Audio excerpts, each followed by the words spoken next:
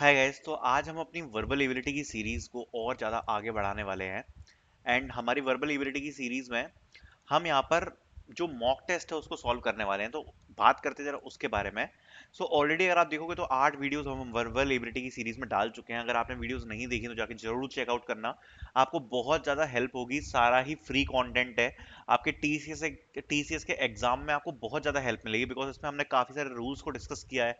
साथ साथ में हमने यहाँ पर मॉक टेस्ट के काफ़ी सारे क्वेश्चंस को सॉल्व किया है।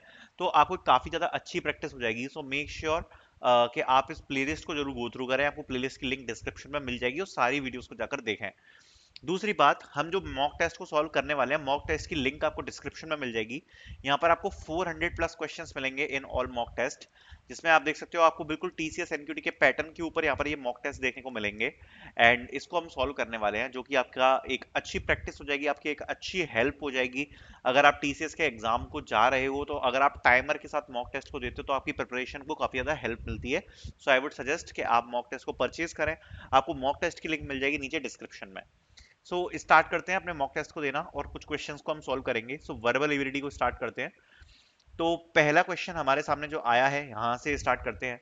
Which is identify the grammatically correct sentence.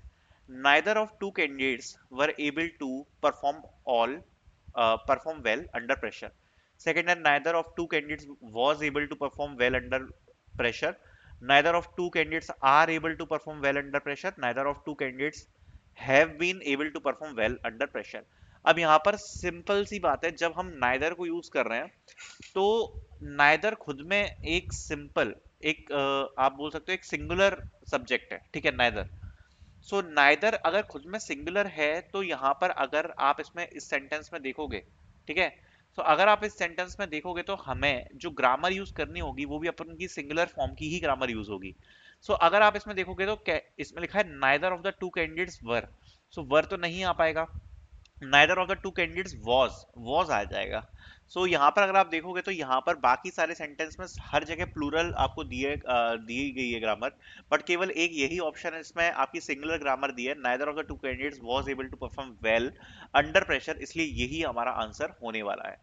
Next करते हैं। तो नेक्स्ट है हमारा, even through the company had a dash start, it faced numerous challenge as it tried to scale its operation। ठीक है। सो अब यहाँ पर इट फेस्ड आया है। फेस्ड मतलब क्या? Negative impact. हमेशा आपको पॉजिटिव और नेगेटिव इम्पैक्ट यहाँ पर ढूंढना है।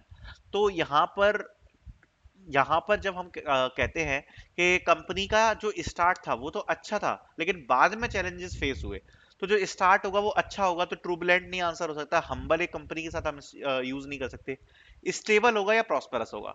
लेकिन स्टेबल हम तभी यूज करते हैं कि जब हमें किसी एक टाइम फ्रेम के बारे में बताया गया हो कि इस टाइम तक चीजें सही चल रही थी। बट इस सेंटेंस में ऐसा कहीं भी मेंशन नहीं है, तो इसलिए हमें स्टेबिलिटी के हिसाब से समझ में नहीं आता। दूसरा जो अपन का ऑप्शन है वो है प्रॉस्पेरस। सो प्रॉस्पेरस का मतलब होता है सक्सेसफुल। सो एक कंपनी को एक सक्सेसफुल स्टार्ट मिला था या अच्छा स्टार्ट मिला था, उसके बाद उसको न्यूमरस चैलेंजेस आए, ये हम डेफिनेटली यूज कर सकते हैं। दैट्स वाई इसका जो आंसर होगा वो क्या होने वाला है हमारा? प्रॉस्पेरस होने वाला है। ठीक है, बिकॉज एक अच्छा स्टार्ट मिला था और अच्छा स्टार्ट मिलने के बाद भी काफी सारे चैलेंजेस आए, तो ये बिल्कुल सही है। So that's why will choose prosperous here. Seven, next करते हैं। The teacher along with the student have arrived at the venue. So the teacher along with the students have arrived at the venue. So the teacher तो singular है, so have तो नहीं आ सकता। So the teacher में यहाँ पर कोई दिक्कत नहीं है, along with में भी कोई दिक्कत नहीं है, have में दिक्कत है। So have नहीं आएगा। have नहीं आएगा बिकॉज टीचर क्या है आपका? सिंगुलर है। ठीक है। नेक्स्ट क्वेश्चन की तरफ जाते हैं। Choose the word that is most nearly opposite in the meaning of ephemeral. ठीक है। सो एफिमेरल का जो अपोजिट वर्ड है वो इसमें चूज करना है। सो एफिमेरल का जो अपोजिट वर्ड है दैट कैन बी परमानेंट। ठीक है। शॉर्ट टाइम के लिए आप बोल सकते हो, तो शॉर्ट टाइम के लिए अगर कोई चीज है तो उसका जो अपोजिट होगा वो परमानेंट होगा। So that's why permanent. आगे बढ़ते हैं। काफी बड़ा एक पैसेज दिया है एंड एक क्वेश्चन पूछा गया है, तो जरा चलते हैं इस पे। In a world where technology continuously reshapes the landscape of communication, the very nature of human interacting and being altered. Online platforms and social media have become the now new arenas where we engage with one another, creating both opportunities and challenges. However, these virtual aspects lacks in the depth of face-to-face communication, where body language, tone, emotion play a significant role in the exchanging of ideas. What is the author's primary concern regarding the shift of online communication? मतलब online communication पे जब हम shift हो गए तो author का सबसे ज्यादा कंसर्न क्या है? The rapid pace at which technology is changing, नहीं ऐसा तो उसने नहीं बोला. Lack of privacy in communication, ऐसा नहीं बोला. Inability to fully replicate face to face interaction, हाँ यही बात बोली ऑथर ने कि फेस टू फेस इंटरेक्शन नहीं हो पा रहा है, तो ये यहाँ पर उसकी चिंता है. ठीक है, तो ये ऑप्शन आ जाएगा. आगे बढ़ते हैं. Arrange the sentence in the most logical order. She had never thought much about it until one day she realized how important it was. When she was young, she always assumed that it would come naturally to her. It was only then she realized her potential. Learning how to balance work and life become her top priority. ठीक है. सो यहाँ पर हमेशा हम एक plan के साथ sentence को अरेंज करते हैं. तो प्लान अगर आप देखोगे जहां पर किसी को इंट्रोड्यूस करा गया है, तो वो सेंटेंस क्यों है? वेन शी वॉज यंग, मतलब यहाँ पे एक इंट्रोडक्शन दिया जा रहा है कि जब वो जवान थी, she always assume that it would come naturally to her. ये उसके पास, अब देखो ये ध्यान से समझना, ये किसी पैराग्राफ की बीच की लाइंस है, इसलिए हमें यहाँ पर इट का मतलब नहीं पता कि इट से हम किस चीज को रेफर कर रहे हैं. वो चीज यहाँ पर मेंशन नहीं करी गई है, वो आगे मेंशन करी जाएगी. आप ये मान के चलो ये जो पूरा कॉन्टेक्स्ट दिया गया है, ये किसी पैराग्राफ का एक भाग है, एक पार्ट है. सो उस हिसाब से हम चल रहे हैं. सो चूंकि यहाँ पर इंट्रोडक्शन दिया जा रहा है, इसलिए हमारा पहला सेंटेंस क्यों होगा? When she was young she always assume that it would come naturally to her. उसके बाद होगा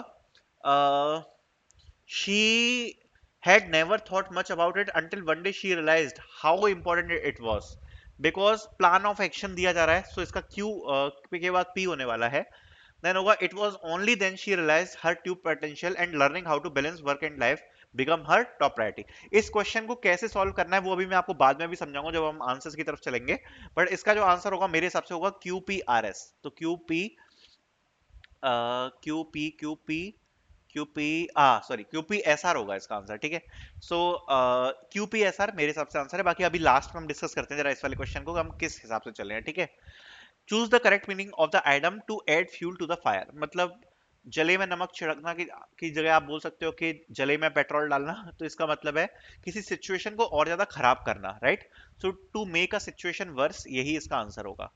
अगला क्वेश्चन है the new policy aimed at reducing waste was met with a dash response as many employee believed it would increase their workload. मतलब negative side में जा रहा है, जो पॉलिसी नई आई होगी वो नेगेटिव साइड में जा रही है. ठीक है. The new policy aimed at reducing waste was met with the dash response. So enthusiast तो नहीं हो सकता बिकॉज नेगेटिव साइड पे जा रहा है. इनडिफरेंट इनडिफरेंट रिस्पॉन्स भी नहीं हो सकता बिकॉज जिसको हम कह सकते हैं कि ऐसा रिस्पॉन्स मिला जो फीका रहा, तो वो कॉन्टेक्स्ट में ये वाला जो वर्ड है वो सही नहीं फिट बैठता. इसकी जगह पे हॉस्टाइल ज्यादा सही फिट बैठेगा. That the new policy aimed it was reducing waste was met with a hostile response as many employ believe it would increase their workload. मतलब अच्छा रिस्पॉन्स नहीं मिला क्योंकि एम्प्लॉइज को ऐसा लगा कि उनका वर्कलोड बढ़ सकता है, तो हॉस्टाइल इसका करेक्ट आंसर होगा. देन आते हैं choose an synonym of abstruse. Okay. So इसका भी हम आंसर देख लेंगे, इसका क्या है सिनोनिम ये मुझे नहीं पता, लास्ट में आंसर चेक करेंगे.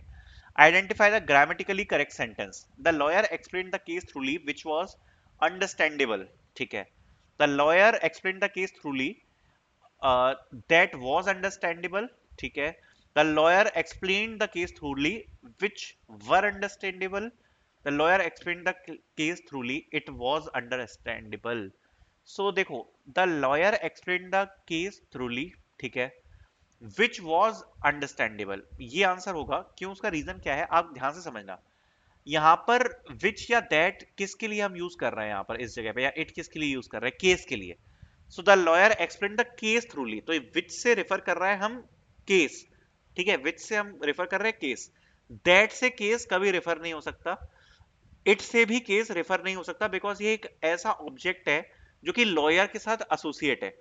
लॉयर मतलब क्या हो गया? या तो ही होगा या शी होगा, जो भी अपन बोल सकते हैं. ठीक है. सो अगर कोई ऑब्जेक्ट किसी ह्यूमन के साथ एसोसिएट है डायरेक्टली, तो यहां पर हम हमेशा क्या यूज करते हैं? विच यूज करते हैं. ओके. क्योंकि ये चीज किसी ह्यूमन के साथ एसोसिएट है. So the lawyer explained the case, और केस यहां पर एज अ ऑब्जेक्ट वर्क कर रहा है, और इस रूल को हम ऑलरेडी डिस्कस कर चुके हैं पहले ही अपनी प्लेलिस्ट में, इसलिए जो इसका आंसर होगा वो ए होने वाला है. ठीक है, तो 10 क्वेश्चंस हमने सॉल्व किए हैं। एक बार जो दो क्वेश्चंस हमने छोड़े थे, उन दो क्वेश्चंस के एक बार आंसर चेक करते हैं। ठीक है, तो हमने 8 क्वेश्चंस अटेम्प्ट किए थे और 8 में से हमारे 8 मार्क्स आए हैं, सारे क्वेश्चंस हमारे सही हुए हैं। दो क्वेश्चंस हमने जो छोड़े थे उसको एक बार देख लेते हैं। तो यस, इसका जो सीक्वेंस है QPSR ये कैसे आया। तो सबसे पहले इसमें लिखा है the sentence begin with assumption. जब भी आप किसी रीअरेंजमेंट को करते हो तो रीअरेंजमेंट में सबसे पहले होता है प्लान, फिर एक्शन, फिर सपोर्ट।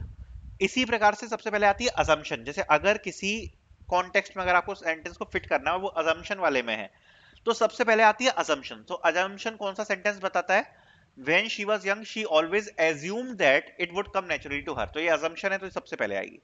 सेकंड आता है importance। सो importance का अनुभव कौन से सेंटेंस में किया, P। she had never thought much about it until one day she realized how important it was। so importance आ गया, तो सबसे पहले क्या आया अपन का, assumption, फिर importance। अगला आता है प्रायोरिटी। फिर प्रायोरिटी किसमें आया, एस में। Learning how to balance work and life became her priority. उसके बाद फाइनली रिकॉग्नाइज हर पोटेंशियल। तो it was the only that she realize potential. So ये एक तरीका होता है कि सबसे पहले अगर आप किसी अजम्पशन वाले सेंटेंस में जा रहे हो तो सबसे पहले अजम्पशन की बात होती है, फिर इंपॉर्टेंस की बात होती है, फिर प्रायोरिटी की बात होती है, और उसके बाद यहाँ पर जो भी रिजल्ट होता है उसकी बात होती है।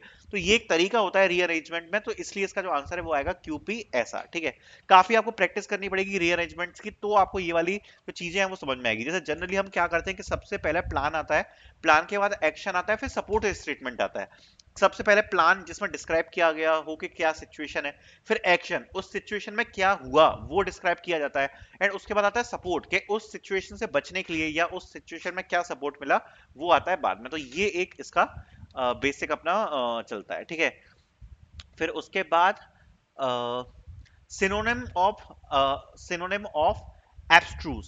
सो एब्स्ट्रूस का मतलब होता है understand, means difficult to understand, and cryptic means having a hidden meaning. ठीक है, सो एब्स्ट्रूस जो ये वर्ड आया है ये TCS में भी आया था, इसलिए ये हमने डाला हुआ है इसमें। सो एब्स्ट्रूस का मतलब होता है किसी चीज को डिफिकल्ट समझने में डिफिकल्टी होना, एंड क्रिप्टिक का मतलब होता है कुछ छुपा मीनिंग। तो लगभग सेम में आते हैं, तो इसलिए इसका सिनोनिम होगा। तो ये इसका आंसर है, बाकी हमारे आंसर सारे सही थे। आई होप आपको क्वेश्चंस को सॉल्व करने में मजा आया होगा। बाकी की वीडियोस को देखना मत भूलना। बाकी मॉक टेस्ट की लिंक आपको डिस्क्रिप्शन में मिल जाएगी, आगे भी हम क्वेश्चंस को सॉल्व करते रहेंगे। Thank you so much for watching.